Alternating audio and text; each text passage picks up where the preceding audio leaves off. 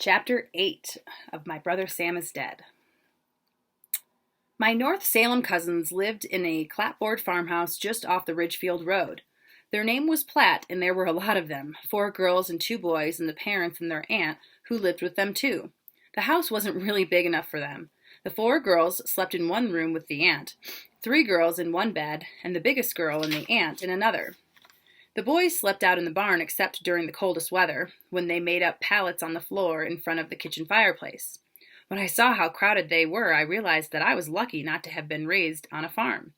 There was usually plenty of room in the tavern for me and Sam. We got there after dark. They gave Father and me some bread and stew, and they all crowded into the kitchen to talk. It seemed like they all wanted to talk at once. They hadn't seen Father for a year, and they wanted all the news. How was Mother? Or how Mother was, and what the war was like in Reading, and where Sam was, and all the rest of it. They were curious about me. They'd been hearing about me for 12 years, and finally they were seeing me with their own eyes. And I'd been hearing about them all that time too, and it was interesting for me to see them. I felt shy, but they didn't because it was their house, so they began asking me a lot of questions until Mr. Platt made them all be quiet so he and Father could talk. Father told them about the scary thing that happened on the way over. Mr. Platt just nodded. He was a tall, thin man, and his clothes hung on him loosely. They call themselves patriots. They say they're only trying to keep people from selling beef to the British, but don't believe it. They'll take it and sell it to the British themselves if nobody else will buy. They're just cattle thieves. He was angry.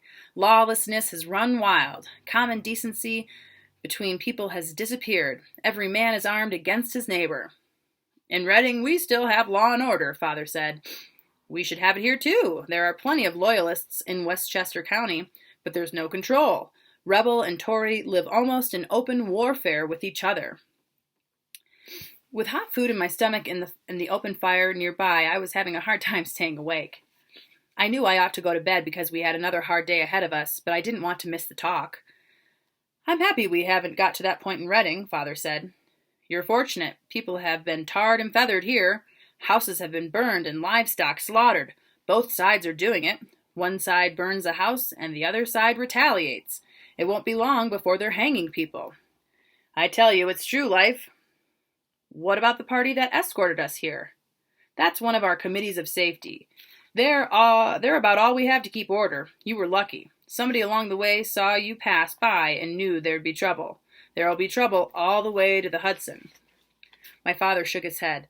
I suppose that next year I won't be able to get over here at all without an armed guard escorting me all the way.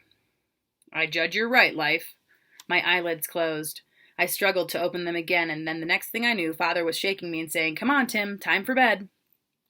My cousin Ezekiel Platt took me out to the barn. He was only a little older than me. He was tall and skinny like his father and had red hair. We climbed up into the loft, wrapped some hay up in blankets for pallets, and settled into bed. Ezekiel was curious about me and wanted to talk. Were you scared when those men came? I didn't like to admit I was scared, but I didn't want to lie either. Some, I said. Did you ever have that happen to you? We haven't had any trouble yet, but Father says that's just because we've kept our noses clean. We don't make an issue of being loyalists, he said. Are you a loyalist? I asked. Of course, aren't you? I guess so, I said. Only sometimes I'm not sure. Sam's fighting for the rebels. Did you know that? We heard that, Ezekiel said. Father got into a rage. He said that Sam was too smart a boy to be fooled by sedition. He fought in the battle for New York, I said. Father says he's headstrong, but he's very daring besides being smart. My father didn't think he was so smart for joining the rebels. They're likely to be hung when the war's over. Maybe they'll win, I said. They can't. How can they beat the whole British army? It'll serve them right for being disloyal. Well, I don't know, I said. The way Sam explains it, it sounds right to be a rebel, and when Father explains it, it sounds right to be a loyalist.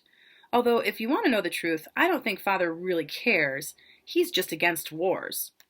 We didn't say anything for a while. If you go to be a soldier, which side would you fight on? The loyalist, I guess. But in my head, I wasn't sure about that. Suppose one day we were fighting and I suddenly saw that it was Sam I was aiming my gun at. We woke up before the sun, hitched the oxen to the wagon, herded the cattle out of the Platts pasture where they had spent the night, and started off again on the road toward Peekskill. Peekskill was on the Hudson River. We would turn south there and go down the river about 5 miles to Verplank's Point. From North Salem to Peekskill was more than 20 miles. It would take us all day to make 15 miles to our next stop, Father's friends south of Mohegan. We were supposed to pick up another escort. I hope we would find it soon. I didn't like traveling through this country alone, and I kept looking around all the time for galloping horsemen.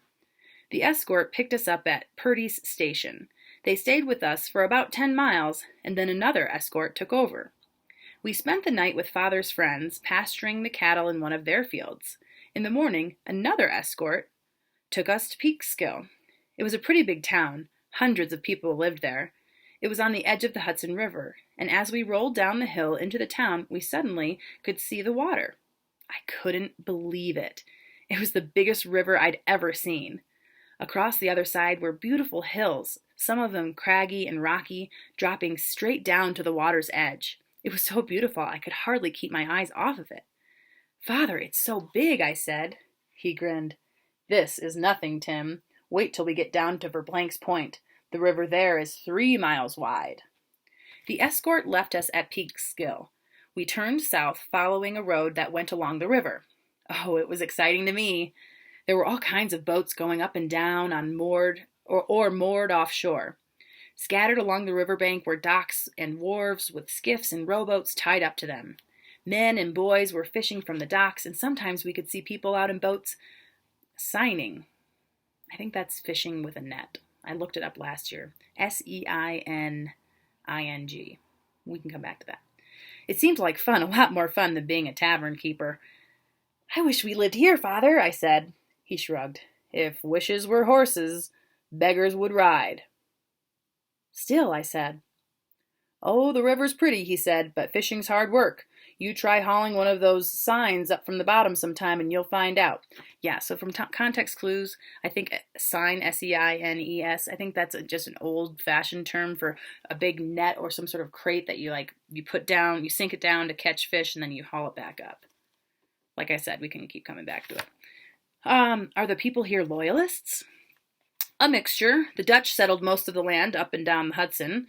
There are a lot of them still here, and they don't much care for the English crown. We reached Verplank's Point at the end of the afternoon.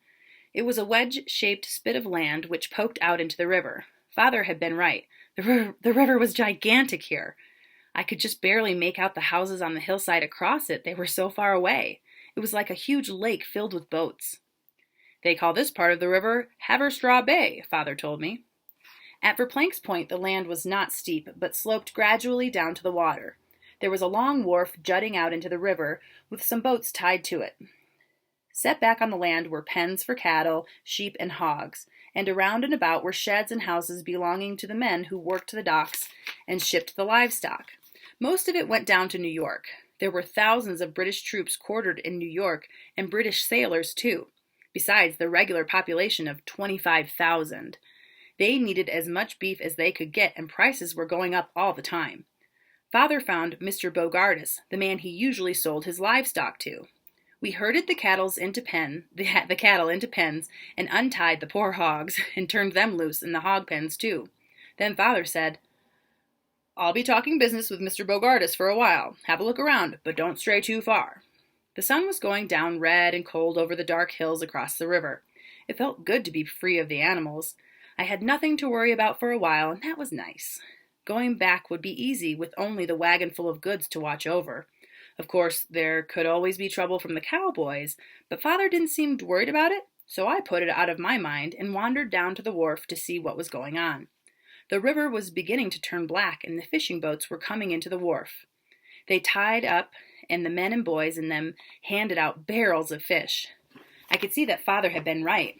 They looked tired and wet and cold and dirty from the mud that came up from the bottom on the nets. One boy about my age got off a boat and just sat right down on the dock and stayed there, all huddled up under his coat, too tired to move. They carried the fish into one of the sheds near the wharf and began to clean them. It was amazing to me to see how fast they worked. Snap, snap, snap with a knife, and there was the fish with its head slapped off and opened up into 2 white fillets. There were a lot of pretty big fish, too. Sturgeon, they called it. Finally, I began to get cold myself and walked off the wharf and back up to the pens. It was warmer there by the animals, and after a while Father came along. We staked the oxen out in a bit of grazing common near the pens and went into the tavern for some supper. Father was happy. He had got a good price for the cattle and had negotiated for most of the other things he wanted to bring back to Reading. It was a good wagon load. 2 hogsheads of rum, a half-dozen big sacks of salt, a couple of barrels of molasses, a large chest of tea, a sack of coffee beans, a dozen brass kettles and some tin pots, a chest of breeches and some brass buckles, some drills, knives, files, axes and spades, and small boxes of pepper, allspice, cinnamon, and white powdered sugar. We slept that night in the tavern. We ought to sleep in the wagon and save the money, Father said, but I guess it's too cold for that. The next morning we loaded the wagon with the things Father had bought and started off. Father tied the horse to the back of the wagon and walked along beside me to help manage the oxen. It was nice having company. I was sorry to say goodbye to the Hudson River. I liked being there, and when we reached Peekskill and turned up the long hill away from it, I kept looking back over my shoulder at the water, shining in the sun, until we went over the brow of the hill, and I couldn't see it any more. We spent the night at Father's friends near Mohegan. In the morning, we got up at sunrise and left. The sky was cloudy and hung down over our heads like a blanket. "It's going to snow pretty soon," Father said. "It's cold enough," I said. "I think so," he said. "At night it will be anyway. I hope we beat it home. I don't want to travel 20 miles with the oxen slipping and sliding up and down every hill." He shook his head. "We've got a problem, Tim. I want to avoid the Ridgebury area where we ran into those so-called rebels before. I thought we'd curve south a little, hit into Connecticut at Wilton Parish, and then go up through Uppawag to Reading, but that'll take us half day out of our way, and with the snow coming, I'm not sure we want to risk it." It didn't feel so easy when I thought about the cowboys. "Do you think they might be waiting for us?" He shrugged. "They know we have to come back sometime. The people in Mohegan heard that a drover from Northfield had been shot on the Ridgebury Road 2 days ago and his cattle driven off." "Was he killed?" "Nobody knew. The report may not be reliable anyway." He shook his head. "I don't know, Tim. If it snows, we ought to go the shortest way home, but I don't like going back through Ridgebury." "If it's snowing really bad, maybe the cowboys won't want to come out raiding." "There's that," Father said. I didn't say anything more. Neither being raided nor traveling through the snow was going to be much fun. We just pushed on. There wasn't much to do. Mostly I stayed at the head of the oxen and kept them moving. Sometimes Father walked with me, but sometimes he mounted Gray and rode on ahead a mile or so. He didn't tell me what he was doing, but I knew. He was scouting the road ahead for cowboys. It began to snow just after noon. It wasn't much at first, just a few light flakes drifting down from the sky. "Damn," Father said. "Oh, damn." "Maybe it'll stop," I said. "No," he said. "We're in for it now." We pushed on. 10 minutes later, the sky was full of flakes falling quietly through the air. It was beginning to feel colder, and every once in a while a quick gust of wind would slash the snow into our faces. "It's going to be a bad one," Father said. "Maybe it'll pass by," I said. "I'm afraid not, Tim," he frowned. "I think we'd better take a chance on going back by Ridgebury. I don't think many men will want to ride in deep snow." By 1 o'clock it was a real hard snowfall. The wind had picked up and the snow was blowing into our faces. The oxen became white and wet, and they kept shaking their heads to throw the snow off. We walked along with our heads bent forward to keep the wind and snow from flying in our faces. I tucked my hands in my shirt for warmth. In the middle of the afternoon, we reached a fork in the road. "Hold up the oxen," Father said. I prodded them to a stop. He stood by the cart staring around him. There was already 6 inches of snow on the ground, and it was blowing steadily down on us. "We could turn off here for Wilton Parish," he said. Then he shook his head. "There's no hope for it, Tim. We can't go on through this all night. We'll have to push on to North Salem and hole up at the Platts until it stops, and then take our chances on Ridgebury." It didn't feel very good. My hands were cold, and my face was cold, and my feet were getting wet through my boots, and they were going to be cold too. I couldn't stop thinking about the cowboys. We'd just been lucky getting away from them the first time. They were bound to be angry with us now for escaping, and they'd want to hurt us to get even. Can we get an escort through Ridgebury, Father? I don't know, he said. We'll ask at the Platts. The walk seemed to go on and on. The oxen were balking at walking in that blowing snow. They kept trying to turn their backs to it, and it took Father walking on one side of them and me on the other to keep them going straight. They blinked and shook their big heads and bawled. It was queer how the heavy falling snow muffled the sounds of their bawling. Fighting them all the time was tiring. Several times they just stopped and lowered their heads and stood blinking in the snow, and it took us 5 minutes of beating them and cursing them to get them going again. It seemed to go on endlessly. With all that snow pouring down around us, I couldn't tell where we were. We could only see about 20 yards in any direction, far enough to tell when we might be passing a woodlot or a house if it was close to the road, but that's all. But Father always knew where we were. Bear up, Tim, he'd say. It's only a mile to Green's Tavern and just 3 miles from there. Can we warm up the tavern? The fewer people who know we're going through, the better, he said. I ducked my head against my chest and tramped on. It began to get dark.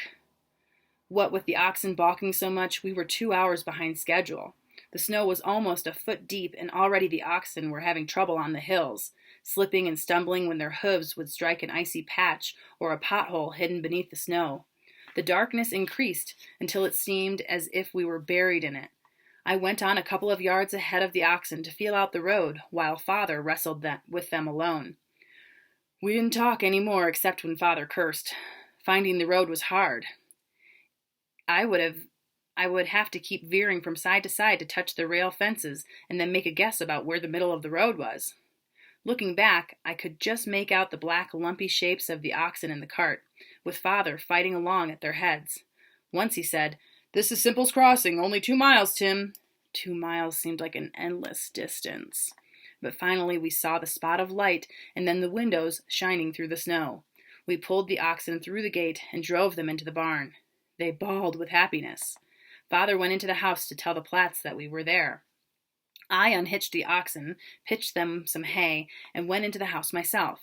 There was a great fire burning in the kitchen fireplace, and the smell of Johnny cake and hot gravy. My cousins swarmed around to help get my clothes off. I stripped right down to the skin, not caring that the girls were watching. They got me a blanket to wrap up in and a place by the fire and a plate of hot Johnny cake and beans and gravy all over it, and I began to laugh because it felt so good to be warm and safe again. That night, my cousins and I slept by the kitchen fire.